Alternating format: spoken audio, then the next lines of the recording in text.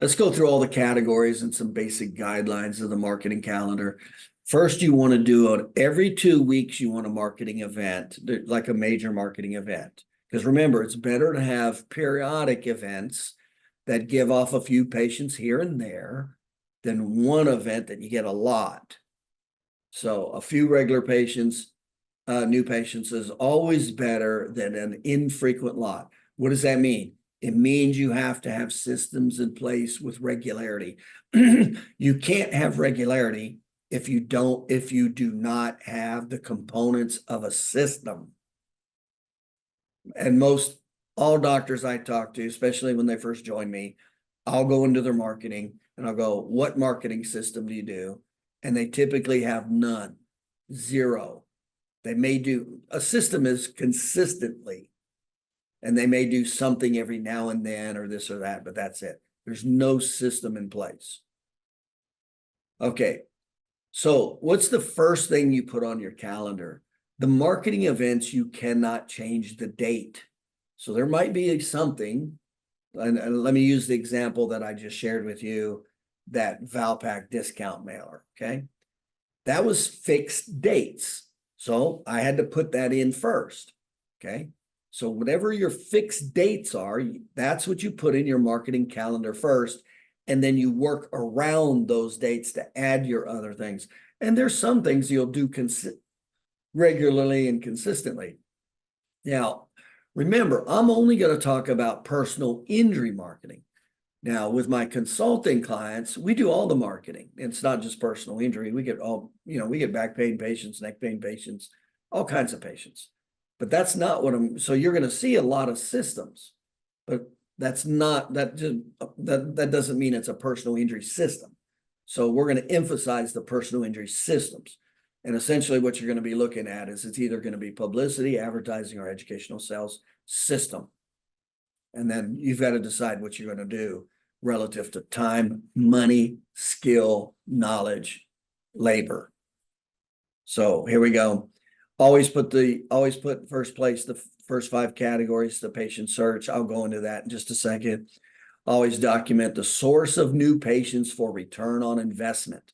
This just happened the other day. I was doing a practice analysis with a doctor, and he put in, I think it said online. And then it said referral. Didn't say where, who. So we don't know who to thank. We don't know who a VIP person was. Nothing. And then same with the advertising. We don't, it says online. Well, what online? There's several different kinds of online. And sometimes people go online, it's a referral, but they'll go online to get your phone number. Say, so you got to be specific for 2 reasons. You got to know the return on investment. How well is this working? Number 1. And number 2 is who to thank. Because remember, you have to segment your market, your patient base. They are not all the same. And you got to stop looking at it like that. 3% of your patients will refer. Remember, it's Pareto's law. 3%, in other words, a small, very, very small percent of your patients will overwhelmingly give you more referrals than that percentage. And then the second highest percentage, and we kind of use these numbers to just kind of make it real. So 3% will give you up to 20 to 30% of your business. 17% can give you up to 50 to 60 to 70% of your business. And then 80% mix, little to nothing. And that's what you'll see. It's Pareto's law. You'll make 20% of your money or 80% of your money from 20% of your patients. You'll get 80% of your referrals from 20% of your patients. That's Pareto's principle. Okay. So you need to know this. So when we do marketing, I know I'm going to target my 3%ers and my 17%ers, especially my 3%ers. That's where the gold's going to be. Okay. So that's why we need to know the source. It's got to be in great detail, not generic. Always document the source. Always know your cost per patient, total marketing cost. What is your cost per patient? There's some numbers you just need to know. That's like if somebody says if they spend $20,000 on marketing. Well, it means nothing. What if they spend 20,000 and they make $1 million, say in the same time period? That's great. So what you spend on marketing is irrelevant. What's relevant is the return on the investment, which means you got to know some basic stats. Okay, so when we go to the marketing, always know your cost per patient. What is your cost per patient? And obviously you want to keep getting that lower and lower. You got a high cost per patient. That means you're spending a lot of money advertising, and you're probably not good at all in the educational sales referral category. And that's a bad number. So you're always working to get that number to be better, where it's more referrals, active referrals, patients you create that didn't cost any money or very little money. That decreases your cost per new patient. See? All right, so cost per patient, take your total marketing cost divided by the total new patients over that period of time, the same period of time. And generally it's a minimum of 4 months, 6 months, something like that. But you should definitely have an annual, you could do quarterly, and then you should know your cost per patient. Okay. Cost per patient, total marketing cost divided by the total number of patients. Okay. Return on investment. That's everything. Return on investment's everything. So you've got to know your return on investment. So what's the return? Subtract the marketing cost from your sales growth and divide it by the marketing cost. So there's the formula, ROI. How much did you grow? So you spent money on marketing. It grew this much, minus the average organic sales, minus what the average sales were, divided by the cost, marketing cost. So if your revenue is $2,000, the campaign is $200, then your return on investment's 900%. 2,000 growth minus the 200 divided by the average cost minus the marketing cost, 200, 900%. So what is considered a good return on investment? What's considered good? Well, in advertising, the average for advertising is 1%. 1% effectiveness is considered normal in advertising. 3% is considered good. When you advertise and you get 3%, that's considered extremely good. Okay. Okay, so after the first 5 categories, next is the introduction and educational sales, and then there's a cold call. You need to be aware of these categories. First, where do the patients go? That's the first thing you want to look at. When somebody's looking for a chiropractor, and in this case, we're going to say personal injury patient. When they're looking for a chiropractor, where do they go? Because that's where you want to be, okay? And they're already going there. So that's, some of the easiest patients you'll get, generally speaking. So we want to look at that first, okay?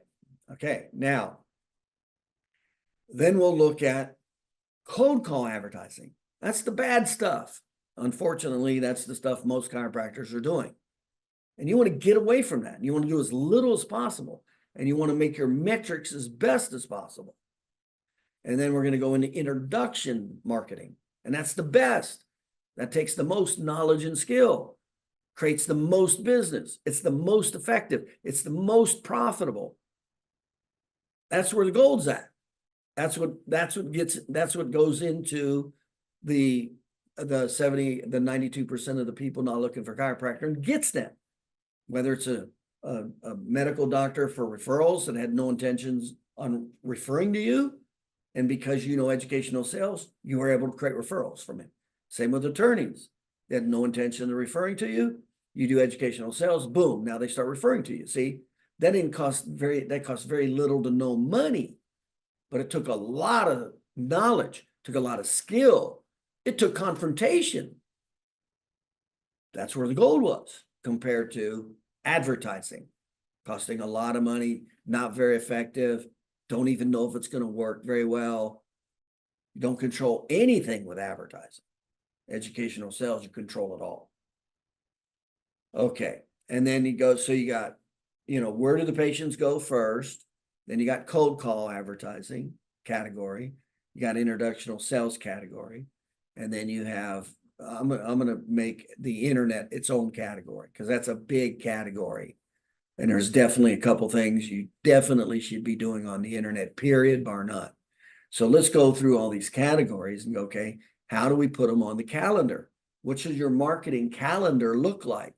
And everything about the office is trained in. The staff's trained into the calendar, the roles, the responsibilities. It's all trained in, and it's all quantified. And so I get to the staff meeting and I'm looking at the metrics.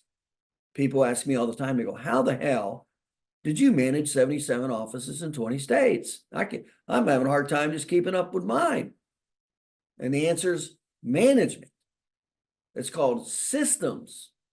You can't do it without systems. You can't go very far in your practice at all without systems. In other words, other people. You're very limited if you're just going to put everything on your back and you try to carry everything. You're going to have a very low practice, and it's going to wear you out. It's going to wear you down. So you have to learn management. You got to learn systems. You got to have specific people, how to hire people, how to train them, how to manage them, and then quantify the system. So all these systems are moving, are without you. It didn't matter if I showed up at the office or not. My team was taught in all the marketing systems. They were taught who was to do what, where, when, and how. That was training, and I knew how to train. See? So it didn't matter if I was there or not. I was creating new patients, and my associate doctors were processing them.